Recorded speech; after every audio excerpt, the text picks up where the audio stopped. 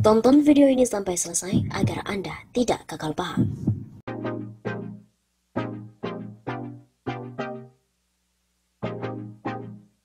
Dari mana sih duit kampanye Gibran di Solo?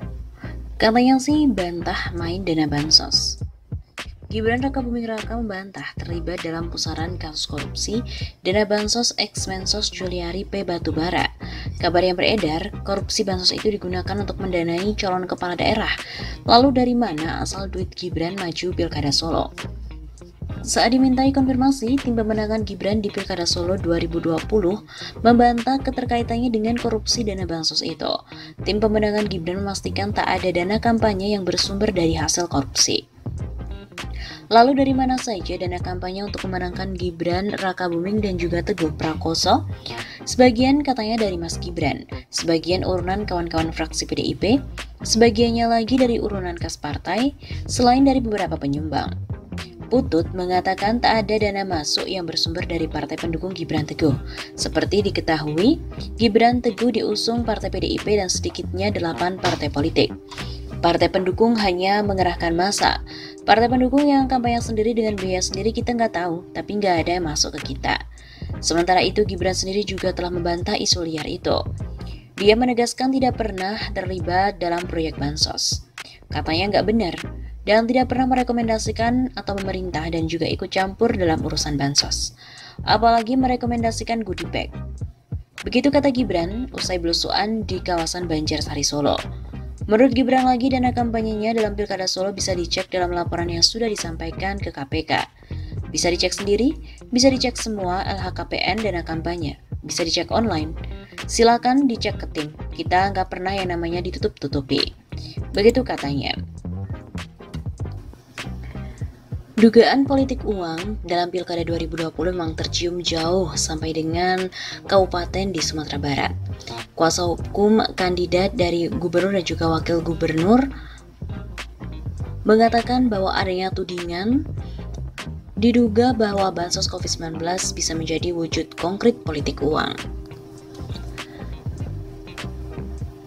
Tidak hanya itu, putra sulung Presiden Jokowi juga mengikuti Pilkada Solo untuk pemilihan wali kota Solo pada 9 Desember kemarin.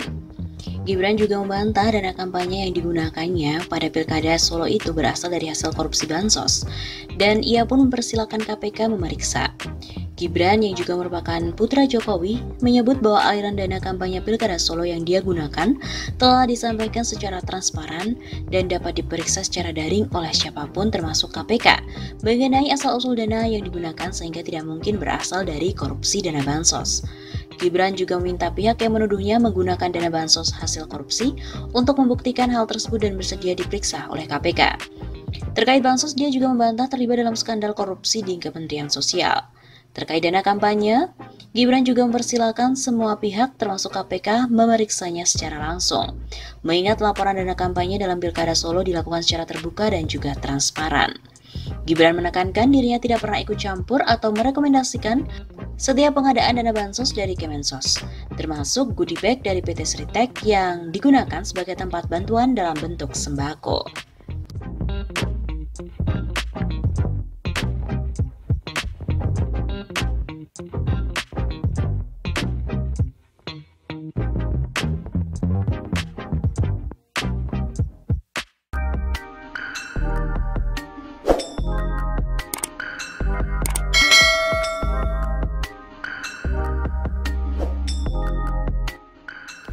Dugaan bagi-bagi duit Komisioner KPU Solo di Pilkada 2020.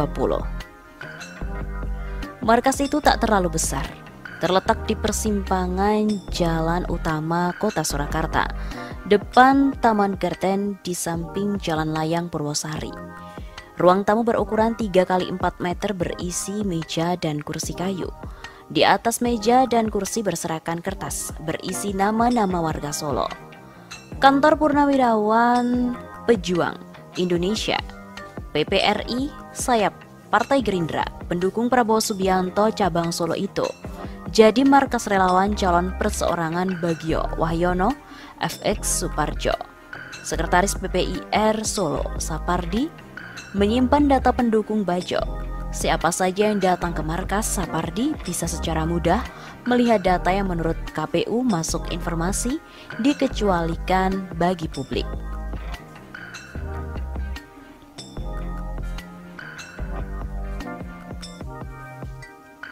Berbekal data pendukung Bajo, kami pun mendatangi belasan warga di Kelurahan Semanggi dan Mojo, Kecamatan Pasar Kliwon.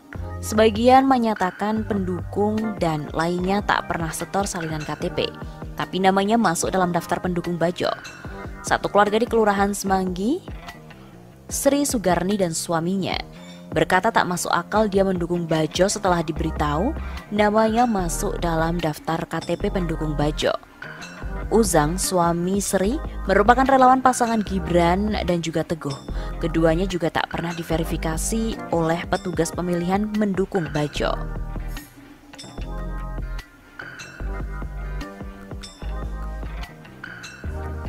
Operasi ilegal saat tahap verifikasi. Dana ilegal diduga berasal dari salah satu komisioner KPU, Surakarta, mengalir ke petugas pemilihan tingkat kelurahan hingga kecamatan. Operasi bagi-bagi duit menjalang tahap verifikasi faktual pada panitia pemilihan kecamatan atau PPK dan panitia pemungutan suara atau PPS. Sempat terungkap dalam penyelidikan internal KPU Surakarta, namun kasusnya tak jelas sampai sekarang. Lebih dari 2 sumber tirto di lingkungan penyelenggara Pilkada Solo menyebut nama Bambang Kristanto sebagai komisioner yang bagi-bagi sogokan kepada petugas pemilihan tingkat kecamatan sampai kelurahan. Tujuannya agar Bajo lolos verifikasi faktual. Kesulitan Bajo mengumpulkan dukungan setidaknya tergambar dari data KPU Surakarta, yakni 39,3% dari total 63.000 KTP disetor tidak memenuhi syarat saat tahap verifikasi faktual. Dalam Pilkada Solo semula ada 3 bakal calon independen, tapi hanya Bajo yang lolos. Lawan Bajo adalah Gibran dan juga Teguh Prakoso, putra presiden dan politikus segae PDIP Solo. Ada dugaan Bajo diloloskan KPU agar tidak ada kotak kosong dalam Pilkada Solo. Dalam Pilkada Solo ini ada dugaan maklar KTP agar Gibran tak melawan kotak kosong. KTP dicatut untuk dukung Bajo. Muhammad Halim masih sulit percaya bagaimana ia dan kedua anaknya yang tinggal di kampung Tegal Sari Lawean bisa dinyatakan masuk dalam daftar pendukung Bajo. Halim yang merupakan kakak kandung Muhammad Ali mendaftar sebagai calon wali kota Solo dari jalur perseorangan. Pada akhir Juni 2020, Halim didatangi oleh panitia pemungutan suara bersama tim verifikasi Bajo. Mereka berkata KTP Halim masuk dalam daftar pendukung Bajo. Ia pun bertanya bagaimana bisa tim Bajo mendapatkan KTP miliknya dan kedua anaknya. Pada tanggal 11 Agustus 2020, Paguyuban Warga Solo Peduli Pemilu melaporkan temuan KTP yang dicatut oleh pendukung Bajo. Melaporkan hal itu pada Bawaslu di Solo. Tresno dan juga Halim menjadi saksi atas temuan itu, namun Bawaslu menghentikan penanganan perkara tersebut. Ketua Paguyuban Johan Syafaat menyebut saat itu menemukan 5 warga yang datanya berupa KTP dan tanda tangannya dicatut untuk memberikan dukungan ke Bajo. Namun hanya 2 warga yang bersedia melapor sebagai saksi di Bawaslu.